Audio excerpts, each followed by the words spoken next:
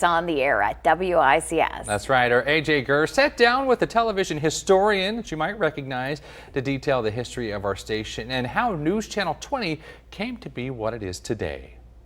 It all started with a World Series pregame show in 1953. It was Yankees against the Brooklyn Dodgers, hosted by a sportscaster named Bernie Waterman, the first WICS on-air staff member 70 years ago this week. It started out at the Leland Hotel. Channel 20 had a broadcast range of just over 30 miles in all directions. But with such a small radius, a larger threat loomed 18 stations down on the dial. Springfield was actually issued a Channel 2, and all of the local radio stations tried to get it. We were expecting Channel 2 to come on the air, Sure. And when that occurred, 20 would have been dead. And that's one reason why they stayed at the Leland Hotel.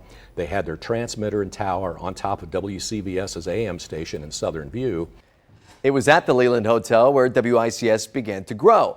Live kids shows, Pigwell Pete, Clickety Clack, news, sports, and more. But it was after Channel 2 officially moved out to St. Louis in 1957 when News Channel 20 became what it is today.